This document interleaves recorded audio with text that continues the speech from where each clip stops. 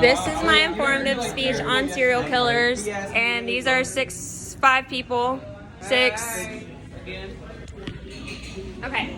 Did you know that serial killers are actually rare? Less than 1% of homicides are related to serial killers. With the research I have done on serial killers, hopefully I can help you better understand what they are and why they do what they do. I'm sure all of you have heard of what a serial killer is. With that being said, you should know that serial killers are not the type of people you want to be friends with. Because serial killers are dangerous people, let's discuss their history, the things they have in common, and their motives. Okay. A serial killer is defined as a person who commits a series of murders. Henry Howard Holmes is known as the United States' first serial killer. It is assumed that he killed anywhere from 20 to 200 people. And he converted his home into what is known as a murder castle, where he killed many of his victims. In this first picture, you can see Henry Howard Holmes, and in the second picture, you can see his home that he turned into a murder castle. Some other serial killers are Jeffrey Dahmer, Ted Bundy, and Aaron Kosminski. Jeffrey Dahmer committed his first murder when he was 18. Ted Bundy was the first serial killer to have his murder trial televised, and Aaron Kosminski, who is also known as Jack the Ripper, murdered over 100 prostitutes. Now that you know what a serial killer is and are familiar with a few of them, let's go over some things they have in common.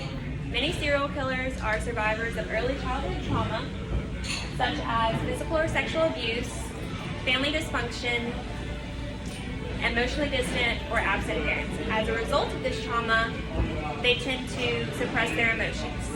Also, serial killers have common lifestyles they hold, which are double lives, one being the one they want everyone to see, the second one being the one they want to hide, the one where they kill people. Some character traits that serial killers have in common are sensation seeking, lack of remorse or guilt, impulsivity, the need for control, and predatory behavior. All of these character traits are consistent with psychopathic personality. So in this first picture, you can see what a normal brain scan is of a normal person, and the second one is a psychopathic person. And the second picture shows what parts of the brain each trait comes from. Now that we have compared the similarities and characteristics of serial killers, let's find out why they do what they do.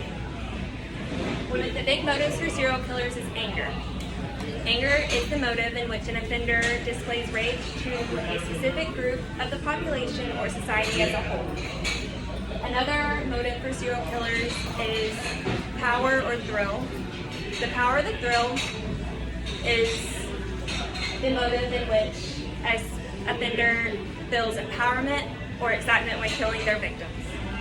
And the third motive for serial killers is financial gain, and this motive is when an offender benefits monetarily from killing their victims.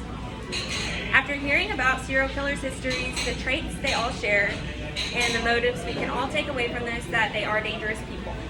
Hopefully you learned a little bit more about serial killers, and you can use some of this information to help you out and stay away from these type of people. And in this last slide, this is where I got all my information from. And then these are still my 5 people, but a few more joined.